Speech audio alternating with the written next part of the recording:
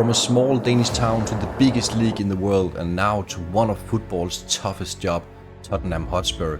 This isn't just another manager taking over a big club, this is the start of something new, and maybe the start of a whole new era for Spurs.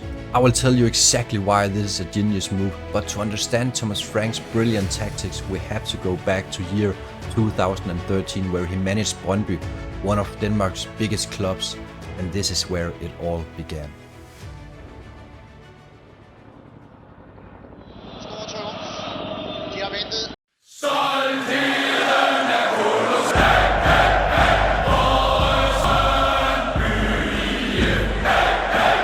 When he arrived in 2013, he wasn't some big star manager with a flashy reputation. He was the kind of coach who rolled up his sleeves, got to work, he was out there every single day on the training pitch, talking to players, explaining ideas, pushing them to think faster and play braver. Under him, teenagers from the academy were suddenly training with the first team. Some even broke into the starting 11. Back at his time with Brøndby, he played with a 4-3-3 system with high-pressing fullbacks that had to run the extra mile. He wanted the fast passing through the middle while fullbacks would create the extra space. He wanted the attack to function as a high-pressure machine up through the field, and it often ended up looking like a 4-1-4-1 system. It wasn't always perfect, but Frank showed what kind of coach he wanted to be.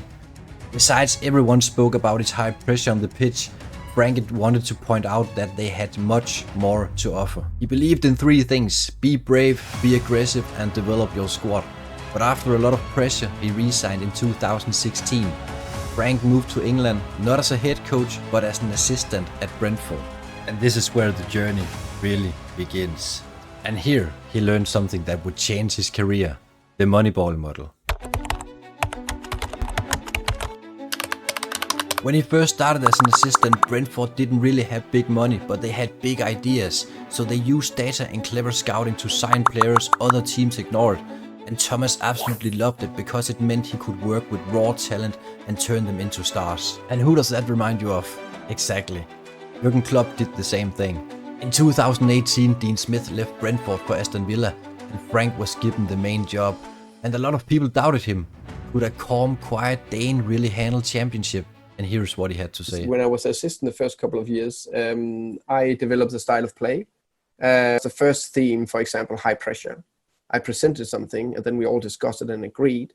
Tried to look at different teams I think is interesting. Of these interesting pressing team, they're doing it differently.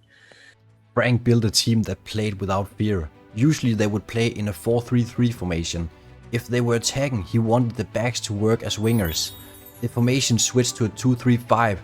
Frank also knew it was a risky way of playing, so he told them that if they lost the ball, he wanted 4 or 5 of the nearest players to surround them and lock them down immediately before the other team were able to make a counter-attack.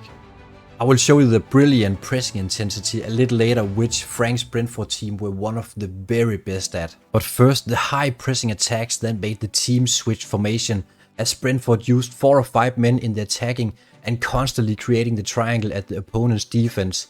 The main job here is to occupy some of the defenders, hereby 1 or 2 might drop into deep areas to create the space and a goal score opportunity. Some of the things Frank wanted was for the players to take risks and running together when attacking and trying to create this overload. He wanted at least 3 players to connect at all times with a triangle to provoke the defenders in challenging the player who had the ball and create space in between the defensive line, while really focusing on getting the most outcome of an attack. And it had to be both attackers, midfielders and the backs that were involved in this. The way of attacking in a 2-3-5 formation is something we start to see more of in modern football, especially in the last 3 to 5 years. Clubs like Arsenal, City, Liverpool, Barcelona do the exact same thing. Some might even call it the new meta. So if they lost the ball, they would usually defend as in 4-1-4-1. Thomas wanted the team to stay compact and press early to stress the opponent so they wouldn't be able to set up the play and perhaps get the ball for a surprise counter-attack. Thomas Frank's team wanted to stress the opponent up high on the field with 4 men surrounding the player. The risk of doing this is that it takes most of the players to collect themselves at the same spot on the pitch and could possibly leave a gap at their own defense.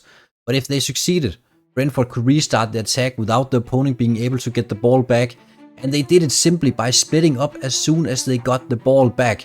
This way they created a square around the player which made it a nightmare to defend once again. We saw it again and again at his time with Brentford, how they would stress the opponent after losing possession.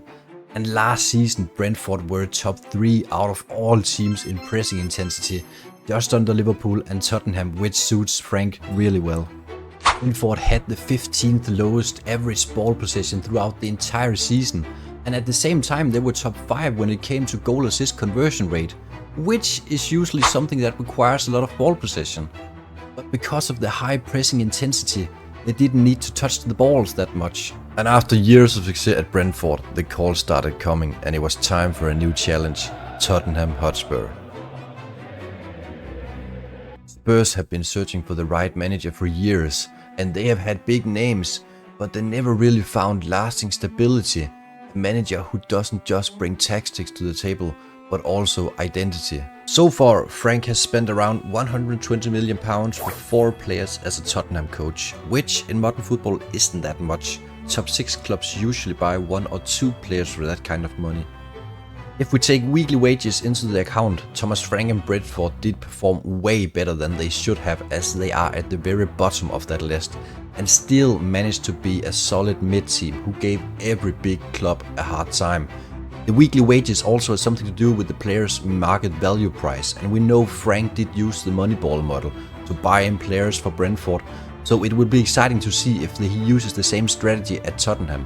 So what exactly is Thomas Frank's plan for Tottenham? We know he mostly uses the 4-3-3 formation in his career, but when it came to big matches he would switch it to 4-2-3-1, which is something that would suit Tottenham really well. First, he builds from the back. At Brentford, his teams always played the ball out calmly from the goalkeeper, so we would expect to see Vicario, Romero and Van de Ven all involved in starting attacks. Second, we build set pieces and the midfield to do the running. Third, the fullbacks would be the key in high pressure. Ora and Udogie won't just defend, they will push as extra wingers, stretching the pitch wide. Frank never wants only 2 midfielders in the build-up, however he wants to dominate from the back as well, with more players helping as if the ball were in the middle of the pitch.